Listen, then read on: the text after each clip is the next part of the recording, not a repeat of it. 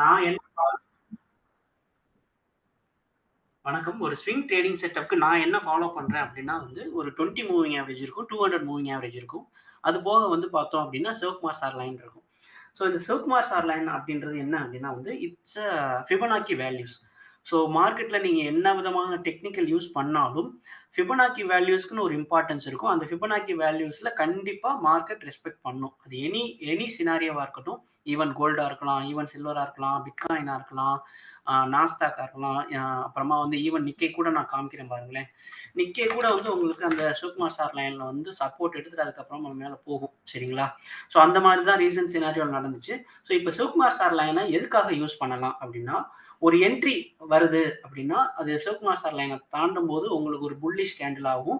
இல்லன்னா ஒரு பின் பார் ஆகவோ, ஒரு வால்யூமோட வந்துச்சு அப்டின்னா, நீங்க தாராளமா அந்த இடத்துல ஒரு என்ட்ரி எடுக்கலாம். ஸோ பொதுவா சிவகுமார் சார் லைன் வந்து சஜெஸ்ட் பண்றது என்ன அப்டின்னா, வீக்லி டைம் ஃப்ரேம்ல பாருங்க. அது உங்களுக்கு ஒரு புல்லிஷ் மொமெண்டமா இருக்கு அப்டின்னா, அந்த இடத்துல என்னோட லைன்ல வந்து க்ளோஸ் அண்ட் கிராஸ் ஆகும்போது எனக்கு ஒரு பின் பார் மாரி வந்திருக்கா அப்டின்றத பாருங்க. பின் பார் மாரி வந்திருக்கு அப்டின்னா, அந்த இடத்துல நீங்க தாராளமா என்ட்ரி எடுங்க அப்டின்ற மாரி சொல்லுவாரு. சரிங்களா? ஸோ அந்த சினாரியோ படி பார்த்தோம் அப்டின்னா, இப்போ இண்டஸ்ட்ரிப்ட் லேப் அப்டின்னு ஒரு ஸ்டாக் இருக்கு. ஸோ இது வந்து daily time frame, weekly time frame. So உங்களுக்கு இந்த இடத்துல ஒரு லாங் வந்துச்சு. சரிங்களா? ஒரே ஒரு நிமிஷம் இந்த ஸ்டாக் இல்ல. நான் இண்டஸ்ட்ரிப்ட் லேப் ஏன் இருக்கு? இண்டஸ்ட்ரிப்ட் லேபரேட்டரீஸ். பார்க்கலாம். ஸோ இந்த ஸ்டாக் வந்து பார்த்தீங்கன்னா, சிவகுமார் சார் லைன் தாண்டும்போது க்ளோஸ் அண்ட் கிராஸ் ஆகுது. ஒரு பின் பார் வேற போடுது. அதுபோக நான் ஃபாலோ பண்ற செட்டப் வந்து 20 இஎம்ஏ.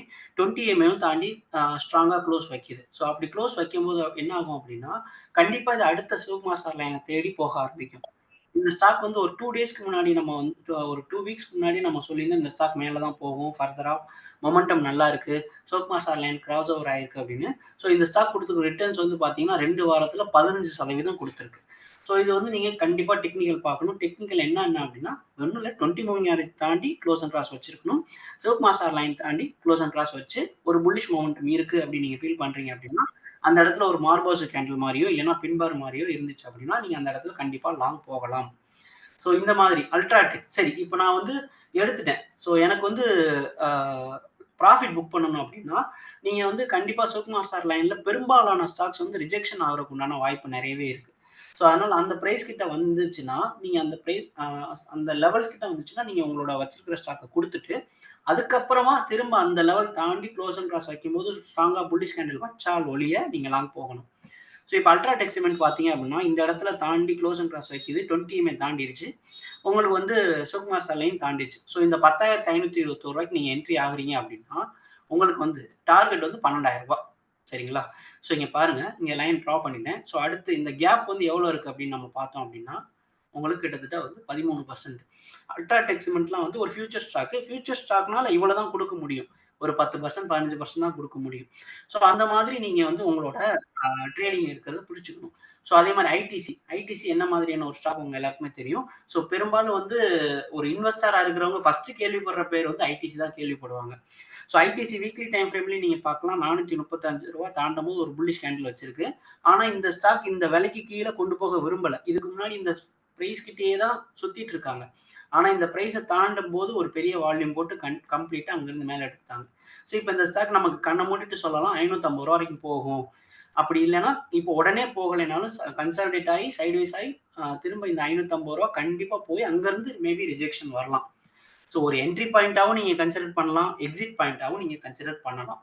ஸோ இப்போ ரீசென்ட் டேஸ்ல நாங்க ஒரு 2, 3 ஸ்டாக் பார்த்தோம். GAEL அப்படின்னு சொல்லிட்டு. இந்த ஸ்டாக் வந்து பார்த்தீங்க அப்படின்னா, சுகுமார் சார் லைன்ல டோஜி மாதிரி போட்டிருக்காங்க. அங்கருந்து அடுத்த கேண்டில் ஒரு புல்லிஷ் கேண்டில் மாரி வச்சு மேல போயிருக்கு. ஸோ இப்போ இந்த ஸ்டாக்ல நீங்க உள்ள போயிருந்தீங்க அப்படின்னா, 20 EMA கிட்ட நீங்க ப்ராஃபிட் புக் பண்ற மாரி இருக்கும். இப்ப இது எனக்கு எதுவுமே வேணாம். எனக்கு பிரைஸ் வந்து 20க்கு மேல 200க்கு மேல இருந்துச்சு அப்படின்னா, நீங்க அப்படியே ட்ரெயில் பண்ணிட்டே கூட போலாம். ப்ராஃபிட் புக்கிங் வந்து வீக்லி டைம் ஃப்ரேம்லயோ, டெய்லி டைம் ஃப்ரேம்லயோ 200 இருந்துச்சுன்னா நீங்க ப்ராஃபிட் புக் பண்ணணும். இப்போ கூட நான் ஒரு ஸ்டாக் பார்த்தேன். கிட்டத்தட்ட அது என்ன ஸ்டாக் அப்படின்னா மறந்துருச்சு. ஸோ GRSC பார்ப்போம். GRSCயும் பாருங்க உங்களுக்கு 20 மூவிங் ஆவரேஜ்ல வீக்லில சப்போர்ட் எடுக்குது. அதே மாரி டோஜி போட்டிருக்காங்க. சிவகுமார் சார் லைனுக்கு மேல க்ளோஸ் வைக்குது.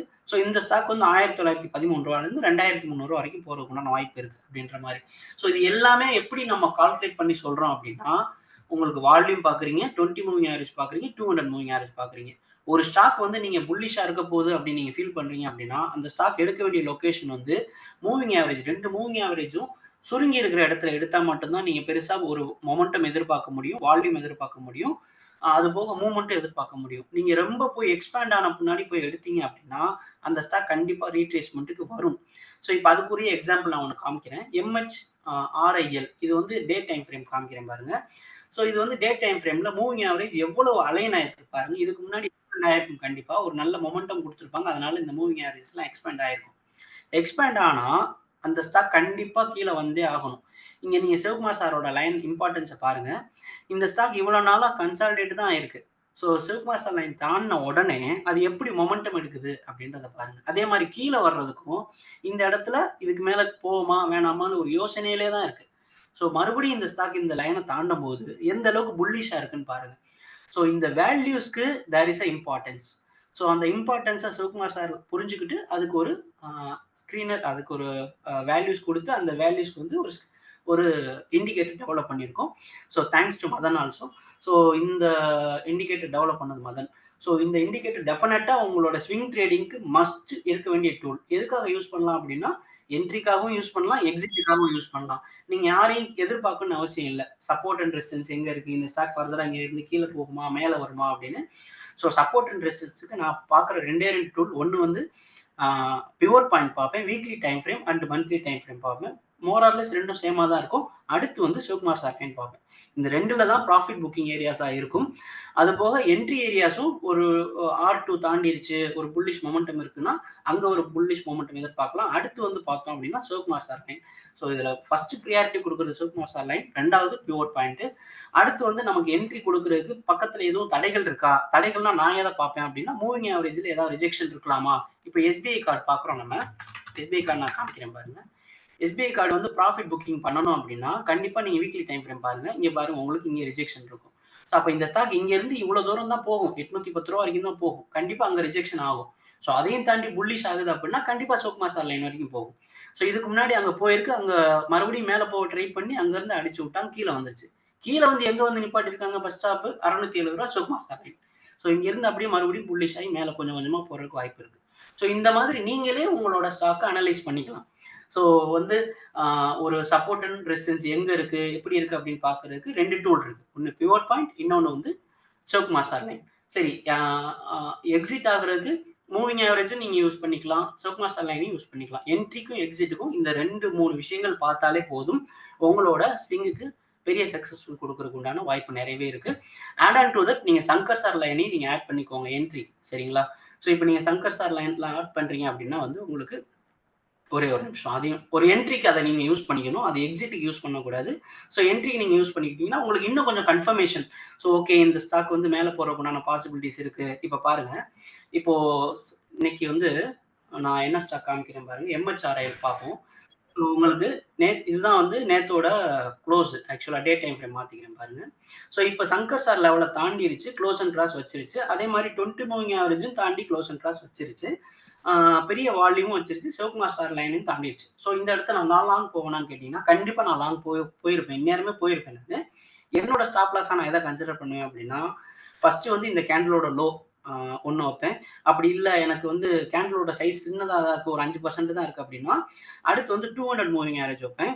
அதுவும் ஓரளவுக்கு நமக்கு கன்வின்சிங்கா இல்ல, கொஞ்சம் சின்ன ஸ்டாப் லாஸா இருக்கு அப்படின்னா, 3வதா சங்கர் சாரோட லெவல் வைப்பேன். ஸோ இந்த 3யும் சேர்த்து நான் என்னோட ஸ்விங் ட்ரேடிங்ல ஆட் பண்ணிட்டேன் அப்படின்னா, ரொம்ப ரொம்ப நம்ம ஸ்விங் ட்ரேடிங்ல ரொம்ப யூஸ்ஃபுல்லான ஒரு டூல்ஸ் இது எல்லாமே. நீங்களும் யூஸ் பண்ணி பாருங்க. கண்டிப்பா ப்ராஃபிட் நெறைய வர்றதுக்கு வாய்ப்பு இருக்கு.